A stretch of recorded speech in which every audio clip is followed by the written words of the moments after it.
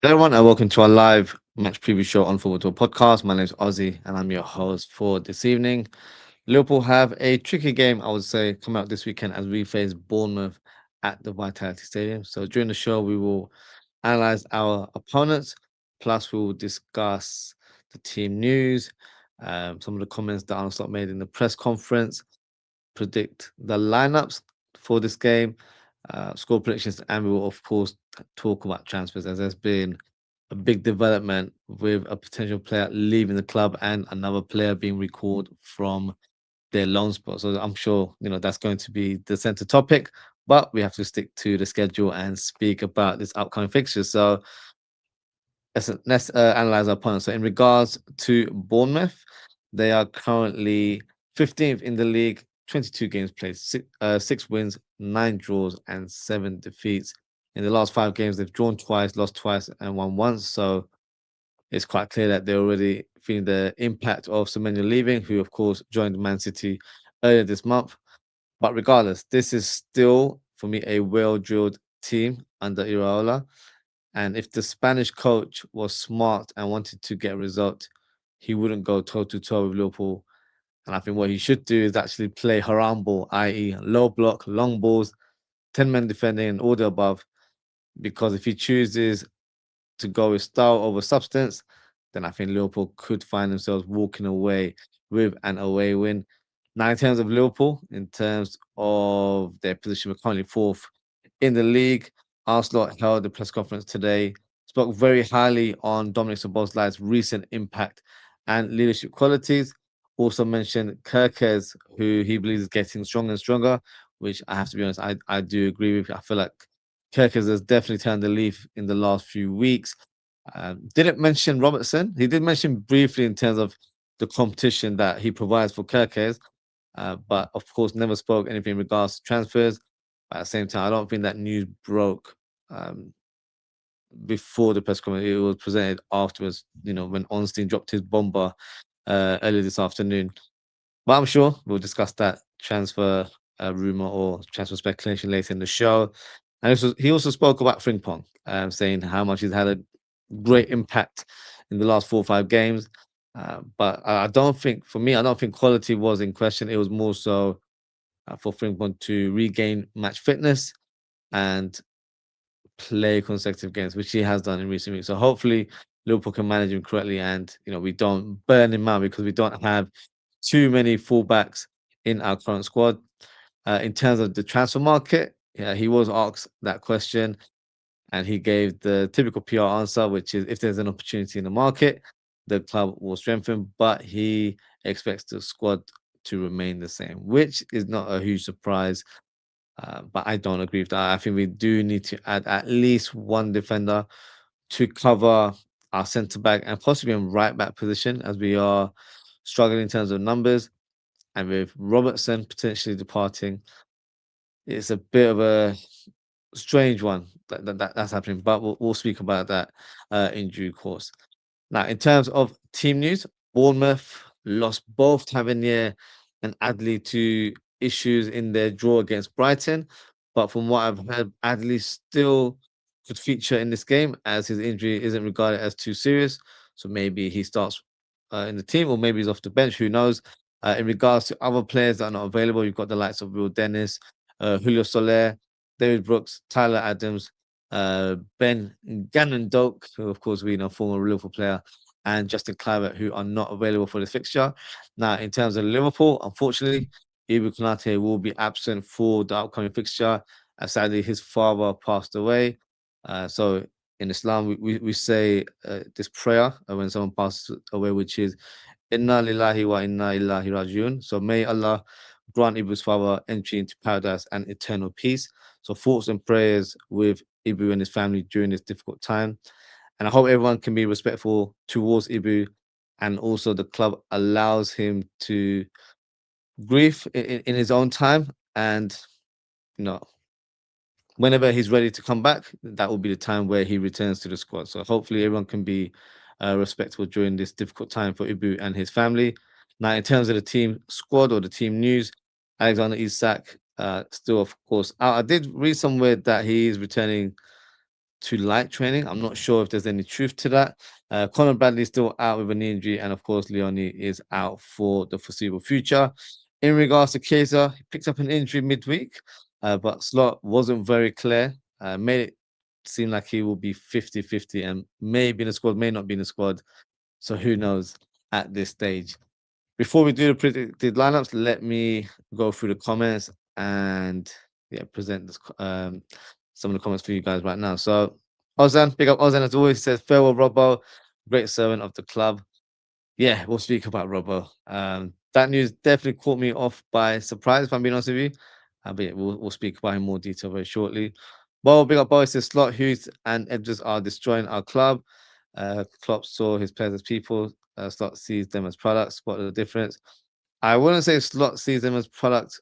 I think I would say more so Richard Hughes and Edwards sees players as products, which is why I think Robertson's being sold. But as I said, we'll speak about that very soon. Ozan says apparently Tsimikas is being recalled. He's not had the best of long spells at Roma, and even before this news came about today, that's been a strong speculation for the last few weeks that Roma want to cut ties in regards to Tsimikas and the loan spell as soon as possible. So no huge surprise in that regards. But we'll have to wait and see what actually happens with Simikaz. But Elliot Khan, I think Elliot's one is a bit complicated only because he moved to another English club. And I do have an update on Elliot, which I'll speak about today as well.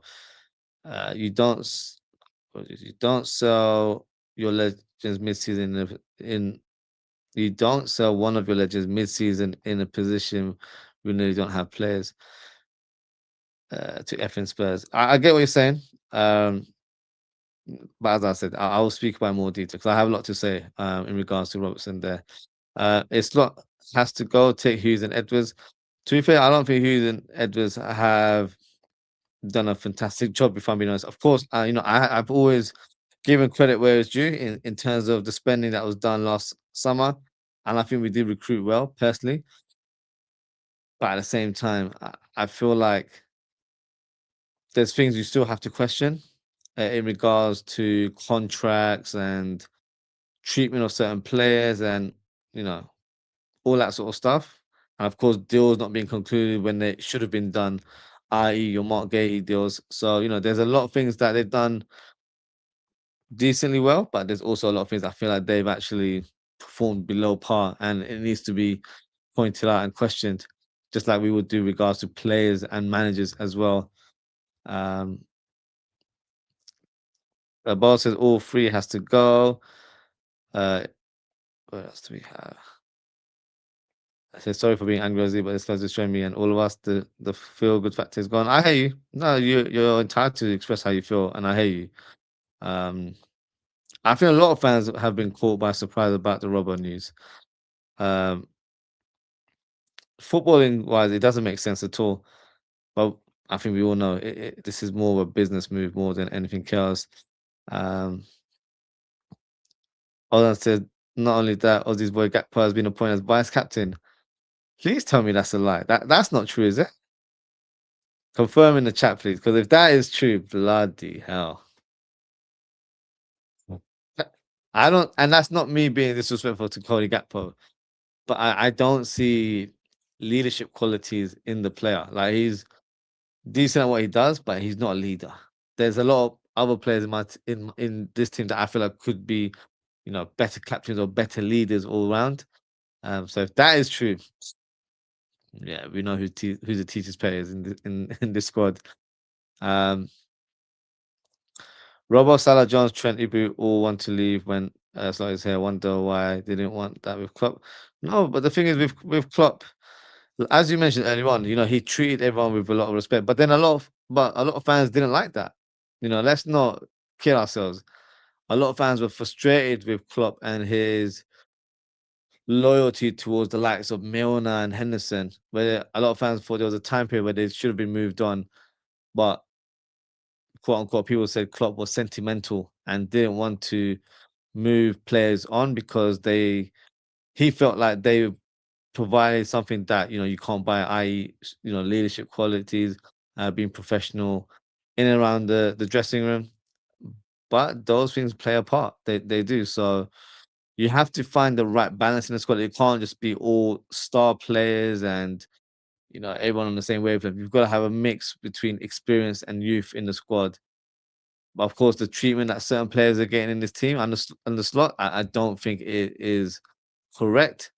And that's the reason why I have an issue with Slot. I just don't feel like he's managing the players the right way. And you feel like it could have an impact in the long term. So that's why I feel like we need to move on and appoint a new coach later this summer. I've seen Bowl and Ozan your lineups. I'll present that after I've gone through my lineups. Um, Well, Ozzy probably gone to sleep as he was going to talk about Liverpool. Can't blame him. No, so apologies for the slight delay in the show. I'm having internet issues, so hopefully I'm not buffering and because I'm using my hotspot. So yeah, I'm got some technical issues at home. So hopefully everything is live and kicking right now. I'm bossing. Here we go indeed. Our no fair, which means we won't claim 3 points against Bournemouth. Hey, if I have some time tomorrow, might get a quick fade, but no. I don't know. I don't know. We'll see. I don't think the fade is the omen that we thought early in the season. If that was the case, then we'll be playing champagne football, and right now we're playing haram ball, as we all know. Um, is that the Vitality Stadium? Yes, it's at the Vitality Stadium, which is not our favorite ground. Although Mohamed Salah does like to score a goal or two against Bournemouth, so that could be a good omen in regards to this fixture. But it is a difficult place to get points, and Bournemouth have shown that they're very difficult to be at home over the years. Of course, they don't have players like Semenyo in their team right now, but I still feel like they know what to do in order to grind out results at home. Um, Obviously, we always have difficult games. So yeah, you're right. Rest in peace to Ibu's dad. Rest in peace, indeed. I like Klopp's loyalty. Facts. I liked it as well. I didn't see it as an issue. A lot of I feel like with fans we kind of get caught up with just having star-studded players in our squad. It's not always what is needed, and I think the likes of PSG and Real Madrid will show you because they've always tried to sign, Galactico type players just because they're fantastic players individually doesn't mean they complement each other as a collective or within a team. So you have to be very calculated in terms of who you recruit, and the personalities of each player has to bode well with the camaraderie of a squad, and also you don't want someone to be a disruptive character when they enter a new squad. So there's a lot of factors that get involved in terms of recruitment, not just from a footballing or technical standpoint. It is more so about personality, mentality, and how they carry themselves as well. So I think Klopp was very big on personality and what drives a player to be successful. That's why there was a lot of players that have joined the clubs that have not had an easy route into professional football, but that's also been the sort of the fire in their belly to succeed as well. So when you have that kind of upbringing or you've not had an easy road to professional football, it spurs you on to play at a certain level. So that was something that I think he valued very highly in terms of recruiting players. Do they have the desire to be the best in the world? Do they have that mentality? And they're not just here to collect a paycheck. That's a big deal as well. Both Slot don't have the personality skills. He doesn't. I don't think he does. I don't see. I don't really. It's not visible when we see him. Speaking in press conferences and in interviews. I feel like he's a bit cold in terms of his personality, but that's just my opinion. I could be completely wrong here.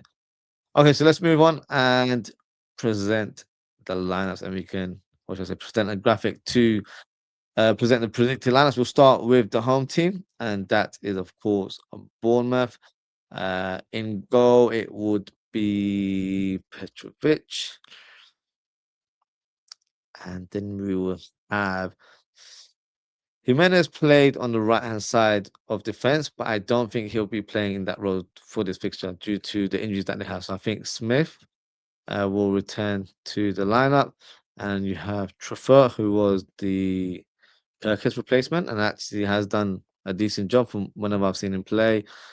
And then you've got Senesi.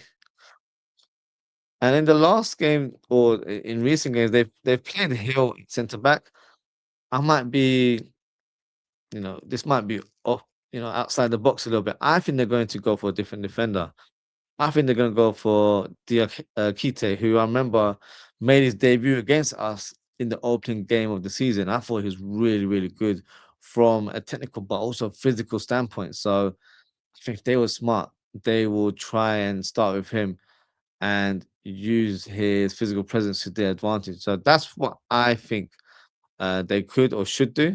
Let's see what team selection will be presented tomorrow in the fixture. Now, in terms of the double pivot, I'm going for Alex Scott. If I can find it, where is it? There he is, alongside Cook.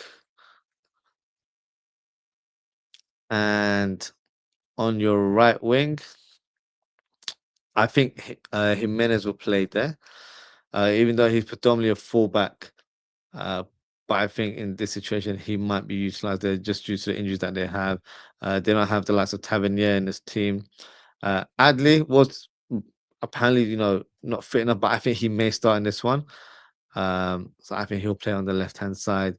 And I think the young prodigy in Krupi Jr., I think he will start just off the striker in a more of a number 10 role, um, just behind Evan Nelson, who is the talisman in this team. So that is my predicted lineup. So feel free to drop a comment and let me know what you guys think. Now, in terms of the danger man, I think Evan Nelson, is definitely someone we have to look out for. He's a player where he might not be the biggest, he might not be the strongest, but he has great movement inside the box, finds himself in great positions, especially in that 6-yard box. So more so than not, he's always in a position to score tap-ins. So doesn't matter how you score them, as long as you score them, right? So he's someone we'll have to mark very carefully. Krupa Jr. is a player that, he's very young, he's raw, but he's fearless. So he's going to drive with the ball and try and have an impact, whether it's in a deeper role or you might see him, you know, attacking the channel and you see Adley, he might come on this side and you see Adley drifting in a bit more inside, or he ends up, playing alongside Evan Nelson. So I think there would be different variations in his play against us tomorrow. So definitely a player to look out for. And in terms of Truffert, I think he's someone that will have to make sure he doesn't get onto the ball too much, especially in the final third, as he's got a fantastic delivery from that left-hand side. And you've got Cook, who's playing in a more deeper role nowadays. He was signed as a number 10, as an attacking player, but he's a player that is very technical, great passing range. So give him too much time on the ball, it could hurt us because he's able to be a greater in that sort of deep playmaker role. So he's someone that will have to make sure that we're marking very, very carefully. So yeah, drop a comment and let me know what you guys think. Um, so yeah, this is the if I just realized I've not even actually presented the graphic. So here it is. There's the team right there. So yeah, feel free to let me know what you think. I think you know th- they've of course if you had all the players fit, you'll see the likes of Cliver in his team, Tyler Adams who's had a decent season for Bournemouth as well. They would definitely be in this team. Tavernier as well, very a bit of a live attack player, can play in number 10, but is aggressive and can really attack as well. So he's someone that would have caused us a bit of an issue, but thankfully for us, he's not available for his fixture. So this is a team that I'm expecting to see in this coming fixture. Now moving on, and let's do the predicted Liverpool line. So feel free to let me know who you think will start. So for me, of course, no huge arguments here. Allison starts in goal.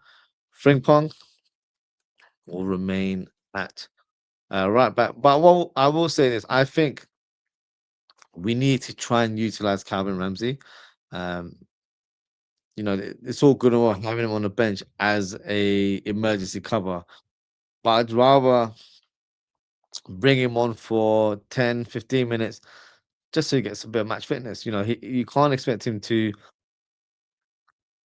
get involved all of a sudden, when he's been left out in the cold. So I think he needs to be integrated a bit more. Um, Whether he's a long-term answer is irrelevant. We have a squad right now, and it looks like we're not going to add any new players to the team. So why not utilize the players we have? So I'm hoping Slot gives him a bit of game time, so he's able to have some level of match fitness whenever we need it. And who knows, there may be games where we need to rotate, and play ping pong against the so-called bigger teams, and then maybe Calvin Ramsey will play him against the lesser teams or the teams that are fighting for relegation right now. So, if he's in a squad, we need to utilize him as a squad member. No point in just having him on the bench just for naming or just for adding the numbers, basically. So we need to do a lot better, in my opinion. So back to the team. So Gomez will start, and I was very impressed with Joe Gomez's performance against Marseille. So hopefully he continues in that same flow. You got Virgil van Dijk and Kerkez on that left hand. Oh, if I can spell his name correctly, there we go. On that left hand side, Gravenberch, who I was very impressed with in the last game. So hopefully he's hit a new level and he continues to play at this rate. Alongside him, I'm gonna go with Curtis Jones. I think it could be McAllister, but I'm gonna go for Jones in this fixture. And then further up, you've got Salah. If this website allows me to do that, for some reason Salah's not coming up. So we'll put Verts on the left,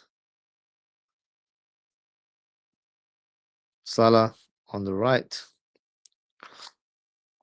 Szoboszlai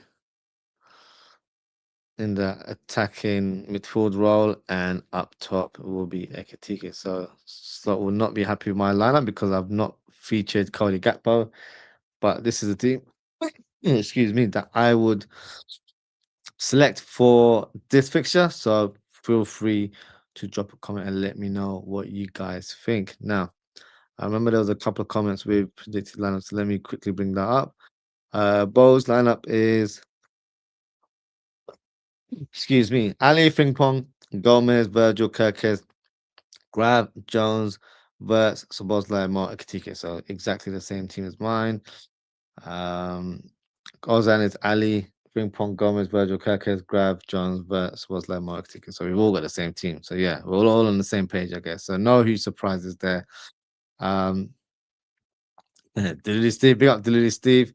He says, "Good evening, Dozzy and chat. Liverpool need to sign Mascherano, Fernando Redondo. Oh, what a player he was. That's a blast from the past there. Gattuso, Lucas Torre. Lucas Torre, I'm not familiar with Lucas Torre. Raul Morales and Christian Paulson. Christian Paulson was, oh my God, one of the worst signings we've ever made. Raul Morales, as Ozan just mentioned actually below, saying he was a decent player. He was, like Morales had a shot on him, to be fair, and scored some good goals for us in that short spell. It was only with us for a season, wasn't he? So I didn't mind Raul Morales. I think he was the better signing out of a terrible bunch under Roy Hodgson there. So yeah, too bad he was a mercenary footballer. Yeah, that's true.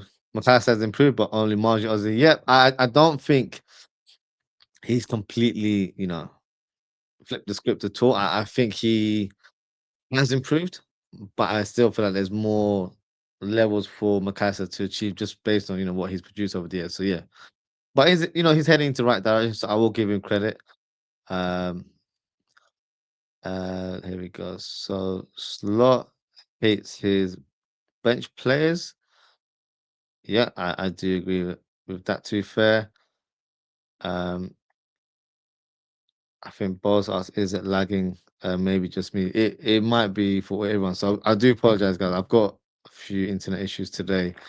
So hopefully, you guys can actually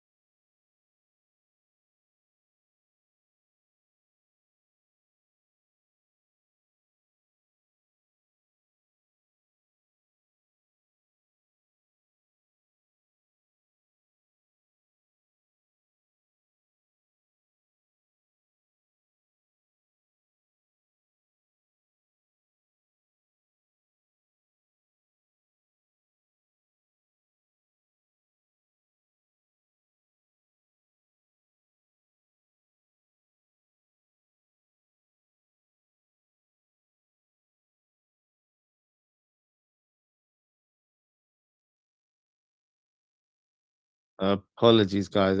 Yeah, as I mentioned, I am having a few technical issues, so yeah, do bear with me today.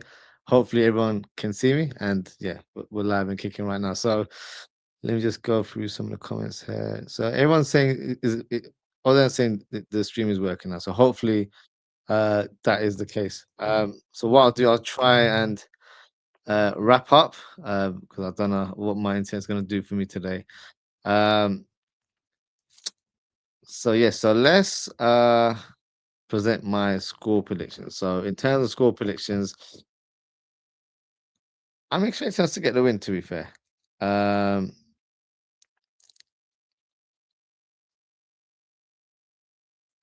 is it not working? Let me have a look. Let me see if I can fix something here. Let me know in the comments if you can still see me or not, because yeah, my internet's doing a bit of madness right now. Okay, I seem to be on screen now, so hopefully everything's okay. Um, I'll probably have to remove that graphic because it's just not helping in terms of the coverage right now. Um, okay, so let's remove this. So in terms of uh score predictions, I'm going for a 2-0 win. I know I'm going for a clean sheet, which is a bit, a bit too optimistic there, but uh, I don't think Bournemouth are playing to their levels, and I think the departure of Semenyo has impacted the dynamics of their team.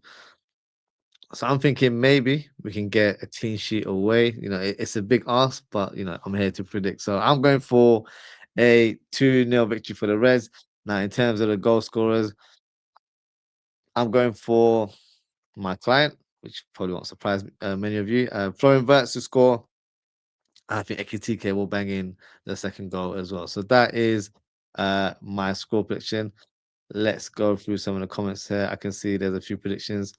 But other than saying 3-2, fair enough, fair enough.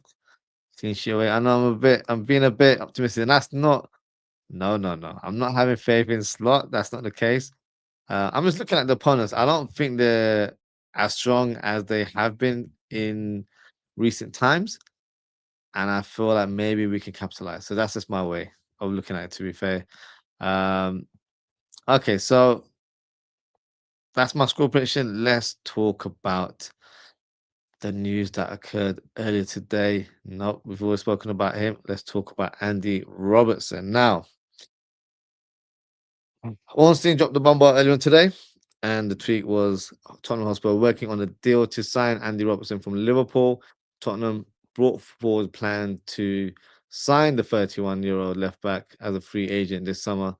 Not done, but talks are advancing in a bid to reach agreement. So my initial thoughts to Robertson being linked with a move to Spurs. Honestly, I was a little bit surprised for a number of reasons. I don't think this is the right time to move Robertson on. Firstly, we don't have a lot of defenders in our squad to just get rid of players all of a sudden. And secondly, now this might be an unpopular opinion, but I actually wanted Robertson to sign a 1-year extension. And the reason I wanted Robertson to sign a new contract was because I feel like his experience would be vital to Kirkez's development. Now, we've already seen how Kirkez has performed earlier this season, where he looked inexperienced, he was a bit rash in terms of the way he played. And I feel like for that type of player, where let's be honest, we can all agree he has a lot of potential, right? To become a top fullback. But that is the type of player that needs a mentor in the squad. And I feel like Robertson was the perfect person for him to learn off. Because a lot of fans have even said, he's playing like a young Robbo as well. So from a footballing point of view, I'm a little bit disappointed with this news because I think it would have made more sense to keep him on board for another season. Um, I think he'll get the drift in terms of not being a first team player week in week out, but he'll know his role would have been pivotal for the current squad because he's one of our leaders and he's very vocal and he's someone that can influence the way the players are in the squad, i.e., his professionalism. I feel like that can be something that the players, especially the young players coming through, they can observe and add to their local, add to their demeanor as well, because he's been one of the best left backs in the Premier League, probably in Europe. I would say I'd go far say that in the last 7 8 years. So he's been at the top of the game. So when you've got a player like that, you need to keep them on board. And a lot of fans will disagree and say, "Well, look, he's past his best. He's not that type of player." But I feel like having him as a squad player makes the most sense. And if we were to get rid of him,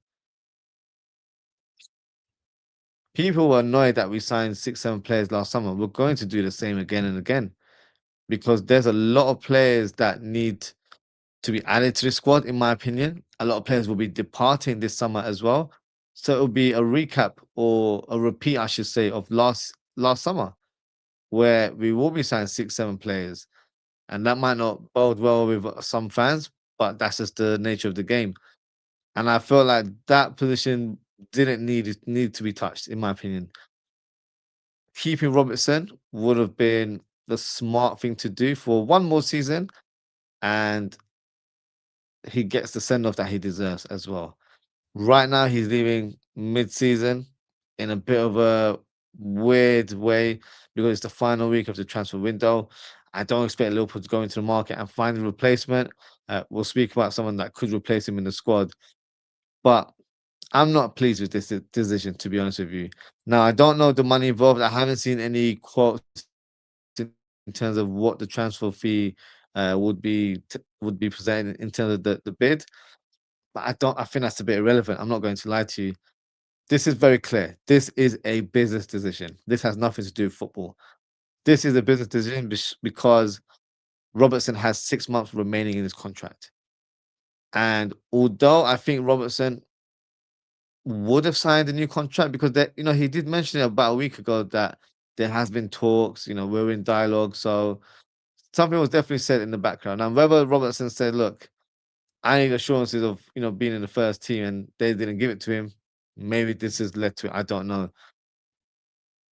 but I feel like the club need to do a bit better here. They need to show him the respect and paint the picture for him that look, we've got a young player in Milos Kerkez there who is in the team, but with your guidance and with your mentorship, it could really help him in the long term. So you'll still be a valued member.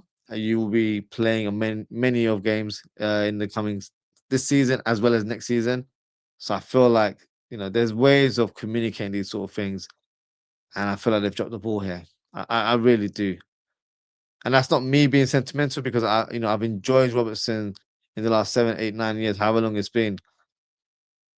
I just feel like the timing's a bit off, but I have to look from two sides. I think this is a business decision where we get a bit of change, and we don't lose the player on the free. So that's how the club are looking at it. I don't agree with it, but that is the picture, unfortunately, right now. So drop a comment and let me know what you guys think. I'm just going to go through some of the comments here. Um, Oza says, farewell, man. Cheap signing, want absolutely everything. Starting fans saying Simicast will be like a signing. Yeah, I really hate that saying, but yeah, I hear you. I hear what you're saying, Steve. What if Robert? Uh, I'm not gonna Robo wanted to leave the Oz.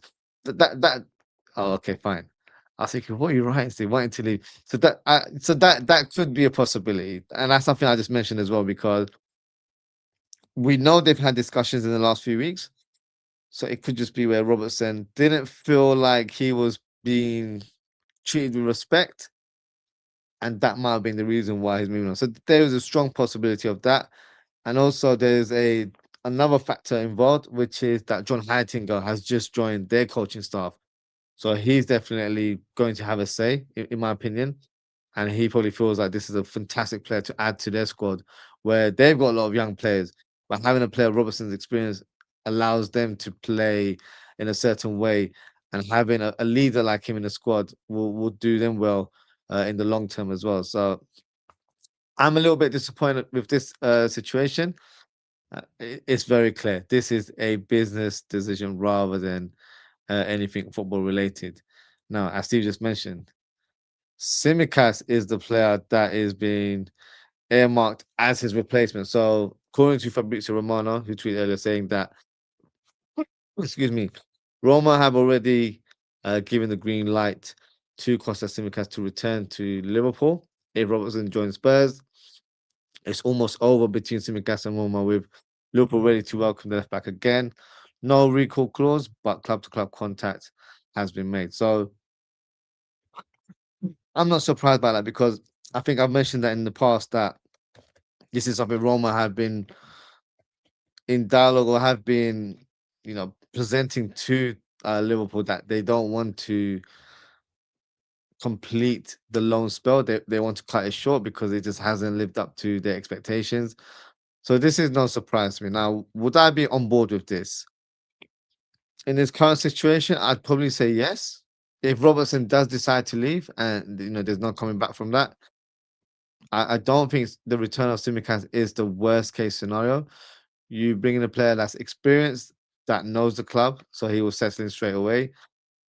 And stylistically, he could be, not too different to the way Kirkis plays. However, that is just until the end of the season. I think if Robertson does leave, a left back needs to be signed this summer. So I think that is very, very important going forward. But for the short term, if this is how the club envision it, then it's not the worst case scenario. But I don't like the fact that we are selling, Robertson at this part of the season. I feel like he deserved to finish the final year of his contract and to be given a send off, which I don't think he'll get now, unfortunately. So it's a shame, because we're not treating him with the respect that he deserves. He's not given that legendary send off like previous players have in the past. So yeah, I'm not liking this one, but yeah, it's cutthroat out here, I guess, especially in the football world. Steve asks, why is man wearing a Wolves shirt? You know what? When I was looking for images, I was thinking the same thing.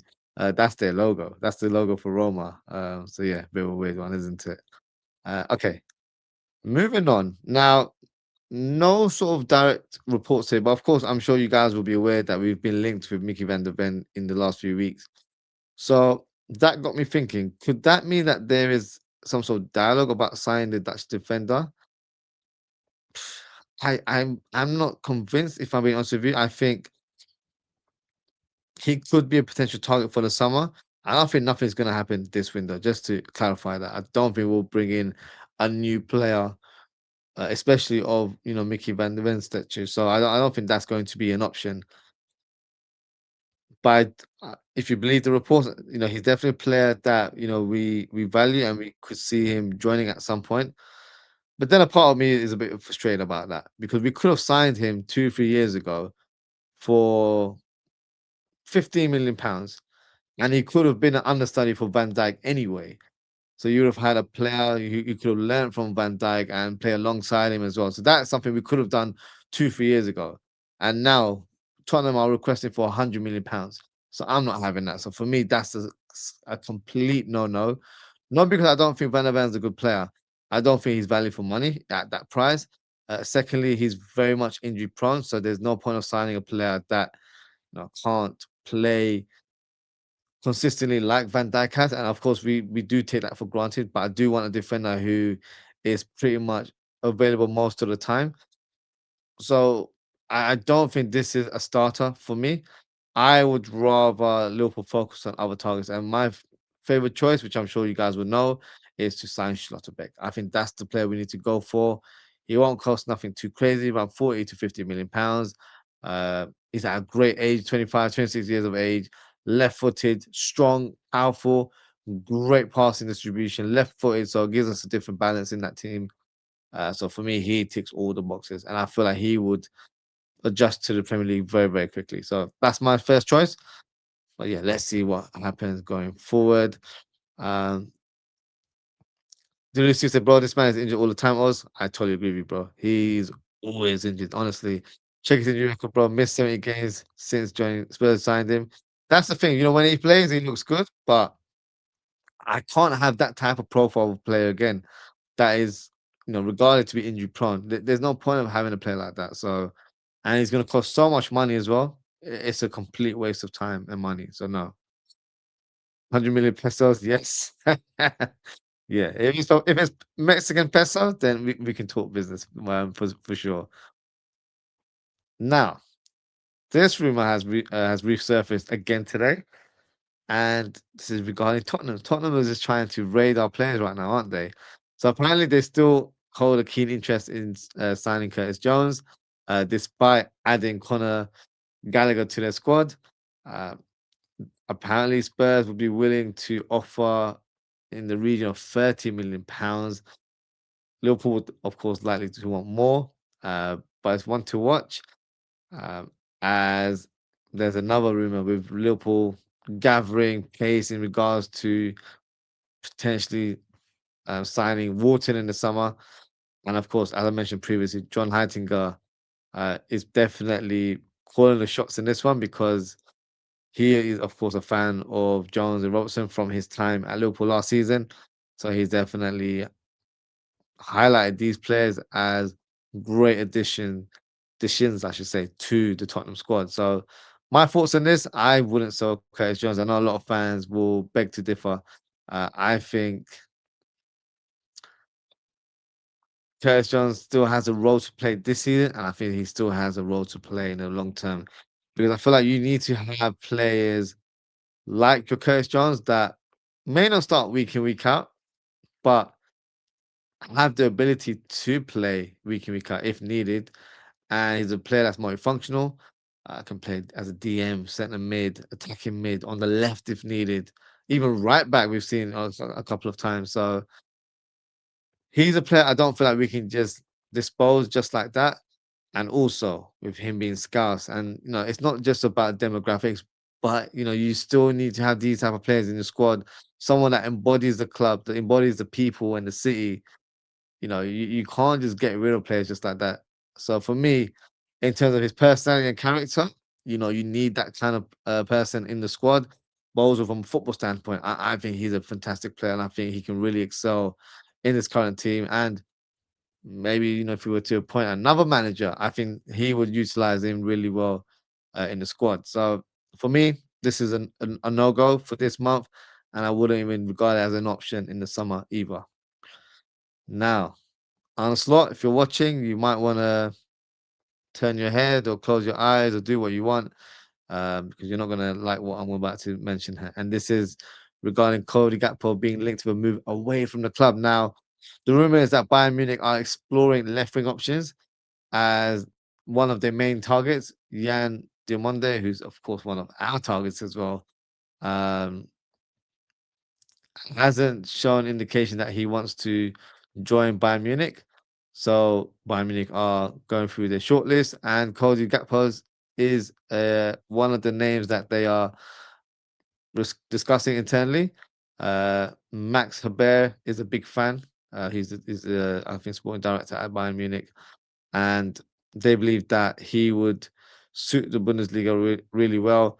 No official talks haven't taken place, but a fee of 75 million euros is seen as feasible. So my thoughts on this, no surprise, because I don't know if you guys will remember, he was strongly linked with a move to Bayern Munich last summer, and in the end, we gave him a new contract, and then they switched their target to Luis Diaz, and then of course the rest is history there. So there's definitely a player there that they rate very highly. Would I accept 75 million? So I think in pounds that'd be about 70 million. Can I be honest? Yes, I would accept that. I think it will have to be a bit on the higher end because he signed a new contract. So when you've signed a new contract, that you've already added more of a stock, or your valuation is pretty much high when it comes to other teams trying to acquire their services. So yeah, I would take 70 million all day long.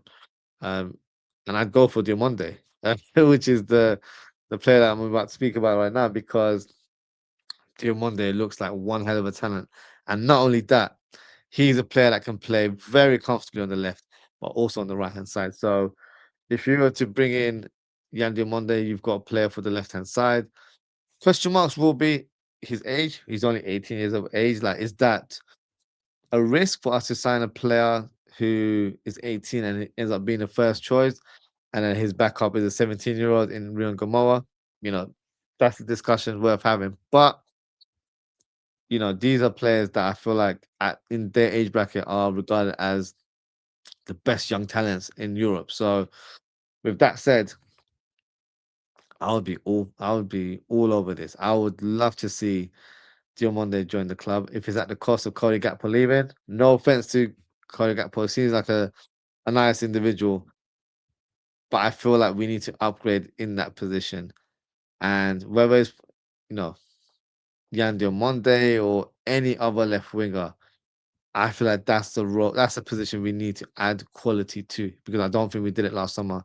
We didn't replace Luis Diaz, and therefore Cody Gakpo's played for me too many games, and I've just not enjoyed his level of play, as I feel like he's very, very predictable, and that doesn't sit well with me. So yeah, if this is true to any extent, I would be more than happy to sign Yan Diomande, and then Cody Gakpo goes over to the Bundesliga the other way. So drop a comment, let me know what you guys think. Um, Steve asks, who is the young under 21 defender that we just signed? Maniscalco, right? Yes. What is his name? I'll give you his name in a second. I should know. To be fair, we literally just spoke about him a week ago. Uh, what is his name?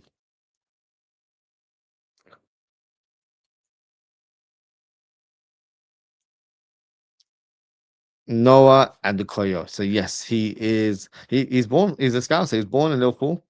Um, he didn't quite make it in the youth academy. I believe he had trials at the club, but unfortunately, I don't think he was.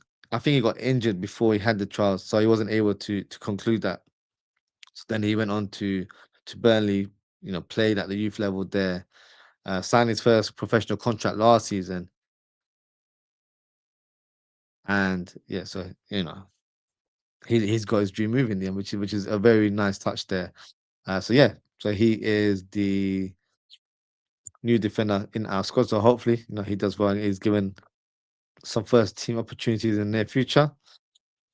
Bringing one the Monday. Can Verts be a long term option at left wing though? He has the football IQ to play there. He does, but I don't know. Part of me just wants to see Florian Verts playing in his natural position, which is the number 10 role. But he's definitely an option for the left. Like the way I look at Verts is probably the way I looked at Coutinho, where Coutinho played large parts of his career on the left wing. But we all know he was a number 10, so he's more of an inside 10 playing from that left hand side. So he's definitely an option there. Uh, it's an interesting conversation because he wouldn't play as an out-and-out winger, so of course he'll have to play more as an inside forward or inside playmaker. That's how I would like to describe him. But that could give us a great balance on that left hand side, because if you've got a overlapping fullback like Kirkers, and I actually feel like they've actually formed a great partnership because of Vert's style of play, and that's why you're seeing Kirkers bombing forward a lot more and having more involvement in the final third. So it wouldn't be the worst case scenario, but at the same time, when you spend 116 million on a player, well, it's 100 million plus 16 in add-ons. Um, you want to play them in their natural position. So I still am in the camp that I feel like Vert should be playing the number 10 role, just because I don't feel like they there aren't many number 10s in the world right now that can match Florian Wirtz, in my opinion. Of course, you've got players at top clubs that are on the same wavelength or close enough. But in terms of availability, we're not going to sign a player from Real Madrid or Man City or Chelsea. It's very hard to get those players over the line like that.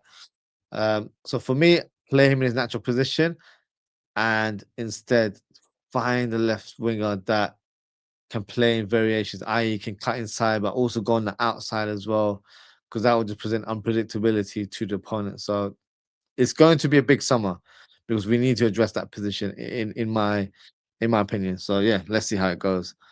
Bro, he and Kirk both speak German too. Does Kirk speak German? I didn't know Kirk spoke German because he speaks Dutch. He played for AZ Alkmaar. I think he had a little stint at AC Milan as well in Bournemouth. So no, I don't know if he speaks German. I might be wrong, but I don't know if he does. Or more importantly, they speak football. They do. They formed a great partnership on that left hand side. So yeah, I think they had a good balance in that team. To be fair, so I feel like it could be the way going forward. Uh, Ball says, apologies, what's that? Another big summer. Why is that comment not loading? Yeah, another big summer. Yes, I think it will be another big summer. If I was to make a prediction, I can see us signing about 7 players, and that's not me playing football manager here. Okay, let me present the picture so then people don't feel I'm being crazy right now. So Robertson's leaving, right? That's how it looks as it stands. So because he's leaving, Simicast comes in, but I don't think Simicast has a long-term future at the club, so he'll depart. Therefore, you need to sign a left back. I know we've got Owen Beck who's on loan. I haven't seen much of him in recent times, but I don't know if he's good enough to be in the first team fold. So that would mean that a left back is needed. We've got Virgil van Dijk, we've got Kanate, Joe Gomez, Leone on paper as our defenders. Van Dijk has another year, so he'll remain. Konate will probably leave. Um, in my opinion, this summer. Some fans believe Joe Gomez will leave. I don't think Joe Gomez will leave personally. I think he will remain for his final year of his contract and then leave next summer. When I say next summer, I'm talking about 2027. Or if Liverpool want to play, or if Liverpool want to do smart business, they might sell him. I don't know how much we'd get for him to be fair. But I would rather have Joe Gomez as your fourth or fifth choice defender in our squad. So with Kanate gone, there's only Virgil, Gomez in our squad. And Leone, if you want to add Leone, but I'm going to put Leone as fifth choice because he's not. I don't know if he's going to be fit. So we need 2 centre backs. So I would like a Schlotterbeck, and I would like another young defender that has a bit more experience in comparison to Leone. Like Odinez, the guy that we're linked with this summer, he would meet that profile. So someone that will know that they're going to be third choice, and then you've got Schlotterbeck and Van Dijk as your 2 starting centre backs. So that's 3 players there. Now, maybe a bit of an unpopular opinion. I think we need to sign another right back, personally. I like Conor Bradley, but he can't be trusted. He's too injury prone, in my opinion.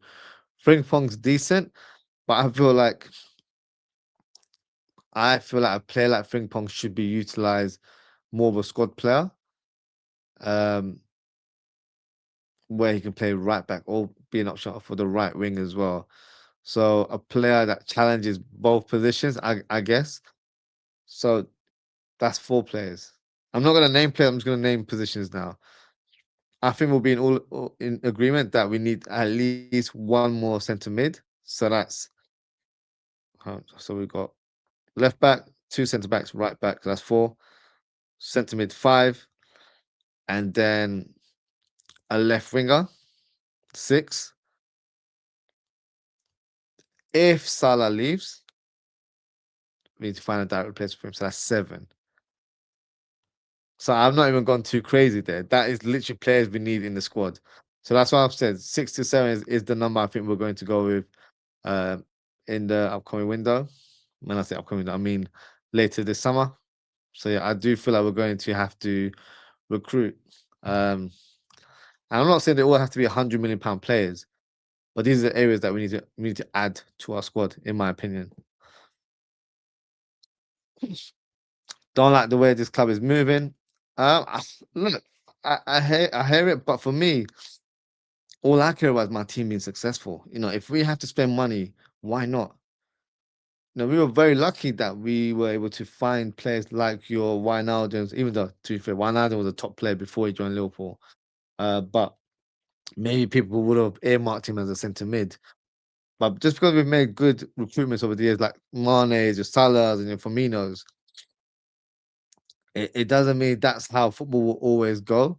In this day and age, with so much money involved, the players that are being signed for 50 million for me are not 50 million players. They're probably 20, 25 million players in like 10 years ago. So the market's changing, so the valuation of players is changing, and you have to adapt with the times. And that's just how it is, unfortunately. So yeah, I think that's going to be the route to go, especially what Liverpool want to challenge in all cylinders, and that's what I want from my team going forward. Where are the robo signings nowadays? You never know. We might unearth some gems. The centre backs we've signed in the January window. We've signed the Senegalese defender. We've signed the Austrian defender as well. The Austrian one looks really good from what I've seen. Um, so these are players that can definitely come into the first team fold. So yeah, you never know. We don't know who we're going to target, but I'm not going to like at this stage. I want players ready made for the first team. I don't really want us to go for project players all the time. One or two positions here and there is fine, but there are areas in the squad, especially in the first team lineup, where we can upgrade. But also thinking one left back, two centre back, one attacker should be only that. So you don't want a centre mid. I feel like a number six is a must. It's a huge priority for me. So I feel like number six is probably the first position I would look at. Actually, no, centre back, then number six, I would say. Um, but yeah, I would definitely feel like we need to add a midfielder, especially as I've been very disappointed with McAllister, and I wouldn't be against the club to sell him in the next summer. But yeah, that's just my take on McAllister there. Kirke's youth football was in Rapid Vienna. Do they speak German there? If that's the case, okay, that's interesting. I don't know they spoke German in Austria. Might be wrong. Um, we are a different club. We are not a City or Chelsea. We should find hidden gems and develop youth. We still have that philosophy, but the thing is, when you unearth those hidden gems, they need time to mold as well. It doesn't happen straight away. So we have to be patient with these young players. We can't just rush them. So that's why I feel like Yan Diamonde is a young player. He's 18 years old. It's just that he's high profile now. So that's what happens, unfortunately. But I think the club will sign the right players going forward. Keep an eye on Keiro Figueroa. I've heard a lot of good things about him, and I know he's been in great scoring form this season. So he's definitely one to look out for sure. But I forgot that's the only one star players. My bad. Um, I don't think he just wants star players, but eh, remember he doesn't recruit the players. Let's make that clear. It's Michael Edwards, Richard Hughes, and their team. They're the one that does the scouting and stuff. So I do feel like we're going to go for those youth players. We've just signed three defenders in January. Of course, it's gone under the radar because they're not first team players, but those are players signed for the youth level.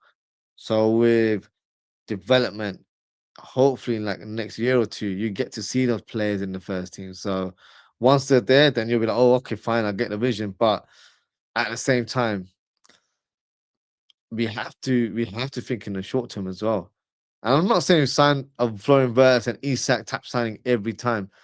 It's not what I'm saying. We just need to sign the right profiles, the right type of players in the squad. So for me, it's very important that we get it right this summer. This summer is for me just as important as last summer. I really believe that. So let's see. Steve said his skills make him look like a D sub region. I need to watch him a bit more. That's kind of cool. If that is the case, um, we have Hayden Hooray home though, number six, and McConnell. Um, I don't think Hooray home is quite ready, but yes, he's a player of huge potential. But remember, we're not even blessed in our midfield right now. We've got Gravenberch, McAllister, Jones. Can I put Szoboszlai in that mix? Maybe. And then you've got Endo and Bashik. So that's six. Endo will be leaving in the summer. I think we can all agree with that. Bashik will probably be moved on as well because he just can't seem to be fit.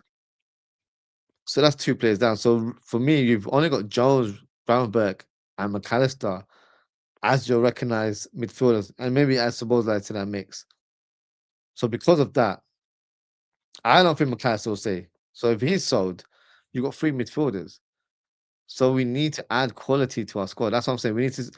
The priority needs to be a proper number six that allows the likes of Gravenberch to be more of a box to box player. That allows Szoboszlai to play that role if we play him in that double pivot. Because I do think Szoboszlai will be utilized there more in that position next season rather than the advanced roles. Um, so there's a lot of gaps there. We don't have we're not blessed with 6, 7 midfielders like other teams are. You know, Man City have like 10 defenders in their book. So we're not in that kind of situation. So with that said, you know, the players that you've mentioned, they still have a pathway into the team. Personally, I rate McConnell more than Bashtic. I've said that so many times on my show. I don't rate Bashtic the way a lot of fans do. And I'm sorry to break to people that are, you know, Team Bashtic, but I don't rate him. I prefer McConnell. And whenever I've seen McConnell play, I've always been impressed. So he's back in the squad, but from what I know, he's got an injury, so I don't know how long he's out for. Um, so he could be a viable option for us in the coming weeks. So for me, I'd rather play him, and you know if he wants to fight for his place, I don't mind Bokono as one of the options. But at the same time, we're missing a number six in our team, so because of that, we need to add that caliber of a player. I feel like that's going to be the protection that we need in our backline. And I feel like that's what's going to give us that extra step ahead of our rivals. So that profile for me is a priority. I really, really do. Yes, bro, they speak German, Australia. Oh, bigger. Okay, cool. I didn't know that. Bo said we all know it's if Slot says no, they won't sign them. I don't know. I don't know. I literally feel like there'll be 10 people in the room and they're like, put your hands up if you want that player. And if Slot's got his hand up and the rest is like overpowering the numbers, that's it. He's one of many numbers. I don't think he has the final say. You say he has the last. I don't think he has the last word. But that's just my take. I don't think we'll ever know unless it gets revealed. But I don't think he does. Bashtic, I don't rate Bashtic. I'm sorry to say that. McConnell, Alonso would love him, yes, because Alonso tried to sign McConnell on loan when he was at by Leverkusen. So yeah, that is a possibility. And I like McConnell, so I'm all for that. To be fair. Um, Lucy said, us don't rate Bashir at all, does he? No, I don't rate him. I don't mean to be rude to the player. I just don't think he's suited to the Prem. And when he broke into the team, let's not kill ourselves. He got into a team where we had Fabinho and Henderson with practically no legs, and we just lacked energy in that middle of the park. So he shined in that brief spell that he had in the second half of the season. But unfortunately, he just hasn't progressed going forward. Because if he continued to play and then, you know, improved and physically developed, then, you know, it's a different conversation. But it hasn't gone that way. Whichever club he's joined, he's always been injured. That's the problem. So I feel like he's better suited in La Liga. I think that's where, you know, he will really excel. He did really well there for Las Palmas. So that's the team I think, you know, that's the kind of team I feel like he should join where he's given first team football. And they do rate him in Spain. So I feel like he just needs to go to La Liga. And I think that's where he will flourish within his career. Abdul, Ladio Abdul. He says, hi, Aussie in chat. I'm looking well. Abdul, hope you're well. He says, we need Prime Buffon, Maldini, Terry, Cafu, Carlos, Keane, Zidane, Ronaldinho, R9, CR7, and Messi. Yeah, that's a dream right there. Just Steve says, rest in peace, Dara Aziz, Zizi, Bash's client. I haven't heard from Dara. Big up Dara. Hope he's well. Um, Adam says, smash the likes and subscribe. Bo said, will we see Alonso next season, Aussie, from 1 to 10? I don't know if you want my number from my heart, from like my heart or from my head. Like, what score you asking for? Because my head is saying Alonso's the manager next season. So call that number 10. He's gonna be the manager next season. So yeah, I'm gonna put my stance on that. Alonso will be the manager of Liverpool Football Club next season. I will also stay saying Robertson, Gomez, Kanate, Simicas, Elliot, Basic, Maka, Chiesa, Endo, Jones to leave in the summer. I will probably say no to Gomez. I think they'll use him as emergency cover and play him as fifth choice centre back on paper. Um, Simicast, I think he'll go. Elliot, he's getting mistreated, but yeah, I think Elliot will go as well. Bajtic, I agree. Maka, that's what I believe. A lot of fans disagree with that, and I've seen it on social. So, make of that what you will. Chiesa, yeah, Chiesa needs to go. He's just getting mugged off now, isn't he? And Endo and Jones. So yeah. Oh no, I wouldn't say to Jones. I think Jones stays. So I wouldn't sell Jones, to be honest with you. Also Salah. Salah's going to be 50-50. I don't really know what the stance is. It seems like things have been patched up, but these people of high power, they've got egos as well, so they might feel like he's that Salah really tried to derail um our season, or they tried to disrespect the head coach. So that could still be in their mind frame. But who knows at this stage? I think we'll get a clearer picture as the season goes on, because if we feel like Salah is, digressing a bit more, then it might be worth, moving him on. And then I think we'll get a decent amount of money from him, and then hopefully we make the dream signing that I want in Michael Olise, because for me that's the only guy I want to see at the club in that right wing position. But yeah, let's see. Let's see what the future holds. Steve said FSG will probably keep Slot. I hope not. I really, really don't. As long as Michael Edwards is at the wheel. The thing is, Michael Edwards really rated Alonso. Like when we were looking for the next managerial candidate, I think that was the one he really wanted. So he could be swayed. He's available, free agent. Don't need to negotiate with Real Madrid about compensation or anything like that. He's he's available right there and then. So why not? If he regarded him in that highly, then the man's right there. He's free. We got to just give him the contract. So it has to be done. Has to be, and I don't feel like this is a better opportunity right now. I'm not surprised that we're not hearing much news about Alonso, because I think everyone is expecting to hear something soon, right? But understandably, he's just come from an environment where, let's say how it is, it was a bit toxic for his sake, and he probably just needs a bit of a breather. He needs some time off, and then I think he'll be back and ready to manage a new club in the summer, which, God willing, will be Liverpool Football Club. That's what I'm hoping there. Bo says you heard it here first. I'm guessing that's in regards to my stance on Alonso being manager. Yes. If you want to keep it, use it as a receipt, feel free to do so. I stand by it. Alonso will be Liverpool manager next season. That's my viewpoint there. Bo says, if I could show the comment, one sub from 700 subscriber. Big up, Bo. Appreciate the support there. And yes, if you are new to the channel, please don't forget to hit the subscribe button. Um, and yeah, hopefully you're enjoying the show right now. See if there's no mention of Bradley Barcola. I was very close to mentioning him earlier on, but I thought, let me not be predictable. So I tried to show a bit of variation in my wordplay there. So I thought, let me just put Bradley Barcola to one side. I was close. I was close, Steve. I was close. Oscar Bob. I rate Oscar Bob, I do like him, but I believe he's joining Fulham for around £35 million, which is a great signing for them. Walter, Says Salah, rubbish, finishing passing. As soon as he'll be benched, he will start crying. He's not good enough for the starting 11. Far from both Ping Pong Sabot and New Kids are clearly better at right wing. I don't agree with that comment, to be honest with you. Rubbish at finishing and passing. Yeah, come on, it's been silly now. We're just being silly. I agree in terms of him being a right winger. I've been saying it for quite some time. I feel like we gotta use Salah as an inside forward or play him up top because his strengths for me are finishing and passing. So he needs to be closer to the goal rather than on the byline because he's not that dynamic player anymore. He's not going to take the fullback on, but at the same time, he can still play right wing. It's just that he'll play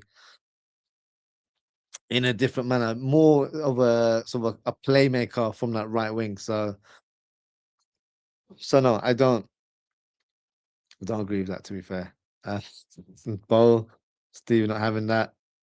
Man just came in hot. Pause. Yeah, a bit of a pause moment there. I would say Salah useless. I don't agree with that. Sorry.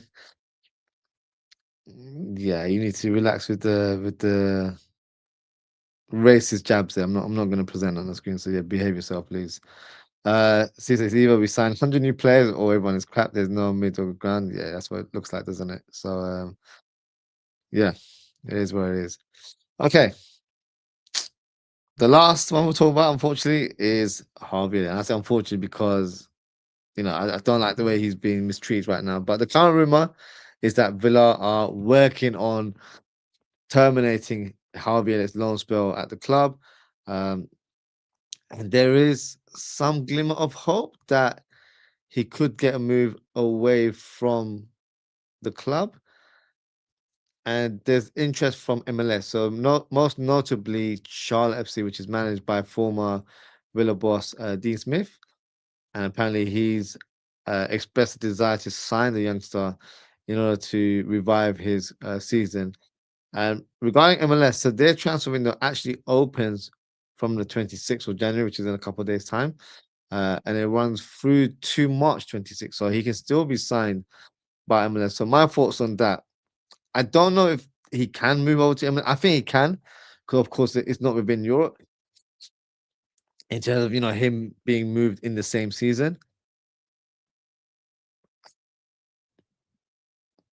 It feels a bit harsh to say, he should move over to MLS because I feel like he's levels above the quality of the league, and that's me trying to be respectful there. But at the same time, he can't be left out cold.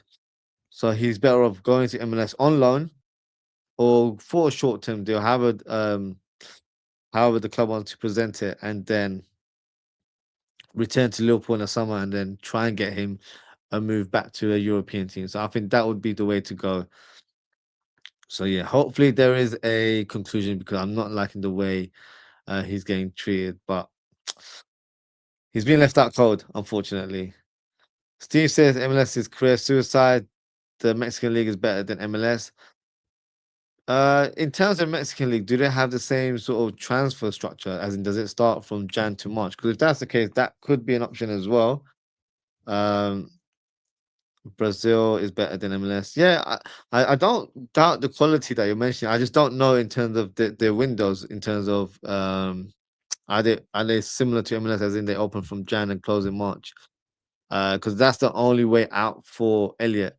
Otherwise, he just has to, rot in the reserves or just train with the first team squad and not be selected because he's not going to get chosen, unfortunately, only because if they manage to notch up 10 appearances, including appearances off the bench, then they have to they have to pay that transfer fee, which is £35 million. So that's something they don't want to do. If an option was to go to Saudi, I would recommend for him to go Saudi, get a big paycheck there. I feel like the levels there is improving in terms of the football. So why not go there and then come back to Europe when it's the right time. Um, Steve said they play January to December. Their season is inside one calendar year. There's no 2026. Oh, okay. But in terms of the transfers, when are the windows? Let me quickly search that myself as well. When is the Brazil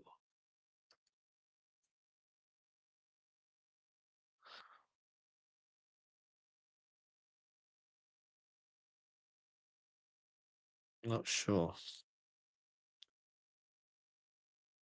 I'll have to look into that one. But yeah, hopefully they find a solution for him. He's too good to be left out in the cold. Um, I think if we had another coach, then I think Elliot will still be a Liverpool player personally, because we do need a player to cover for Verts in that number 10 role. We don't. I don't like seeing McAllister there. I don't think. I know the fans like him in that position. I don't. I don't feel like he's not dynamic to play that role, in my opinion. I feel like he's better as a deep playmaker. Because when you're playing that number 10 role, I visualize it as you being a second striker. So you got to be dynamic. You got to be a ball carrier. You got to be, willing to take gambles and hit shots from distance, and getting goal scoring opportunities. And McAllister's not really that kind of profile of a player. So hopefully there is a silver lining in terms of Harvey Elliott's future. And hopefully, he gets to play first team football in some shape or form in the coming weeks, and hopefully for the rest of the season as well. But that is it for today, guys. Thank you so much for tuning in. Let's give a shout out to everyone that's been part of the show. So shout out to Ozan, Bowl, uh, who else we got? Daz, uh, the Steve, uh, and who else do we have? And we had another comment as Abdul, big up Abdul, and big up to Volta as well. Appreciate your engagement as always, guys. If you haven't already, please don't forget to like, comment, share, and subscribe to the channel. Now, in terms of upcoming shows, I don't want to promise and say I'll be doing a watch along tomorrow. I want to do a watch along, but I've had internet issues today, so I'm gonna have to call my provider and try and get that sorted out, because I've been using my hotspot today. And midway through the show, my stream went. So if I'm able to sort out the internet, then I will do a show tomorrow. Otherwise, it'll be back to normal scheduling from next week onwards. So the best thing to do is hit that notification bell so you know exactly what time I will be going live. And yeah, we can take it from there. So that is it for today, guys. Thank you so much for tuning in. Take care, stay safe, and I hope to speak with you all very, very soon. Goodbye.